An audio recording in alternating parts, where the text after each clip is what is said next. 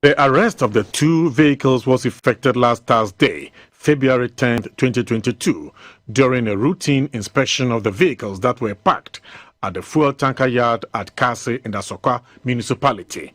The tankers, with registration numbers WR129517 and BA200Z, had different quantities of fuel load.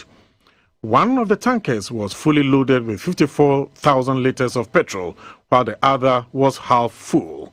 Speaking to the media about the seizure of the two vehicles, Dr. Hamid said if investigations confirmed that the load in the tankers were illegally procured, a court process will be used to confiscate the contents to the state and the tankers permanently banned. The investigative processes have been triggered, and once the investigative processes are complete and we determine that this was an illegality and so on, then the product is confiscated.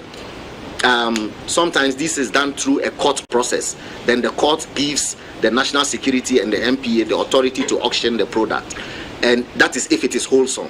If it is a wholesome product but from illegal source, then we auction it. Sometimes we give it to our security agencies to help in their work, because they also need it sometimes to help us to monitor the seas, and also for the police to help go on fuel their vehicles for patrol. So sometimes this is also donated to the people. GBC News observed that none of the two impounded fuel tankers had any oil marketing company's identity embossed on it for easy identification.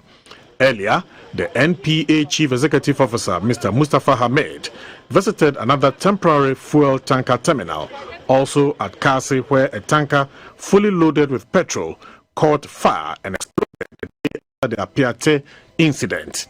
The terminal is reserved for only empty tankers getting ready to go to the Bost yard for loading. Sources at the Bost depot say the tanker had earlier failed integrity test before loading at Bost.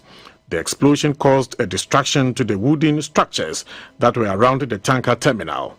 However, during a visit to the area, it was observed that the slum dwellers were rebuilding their homes.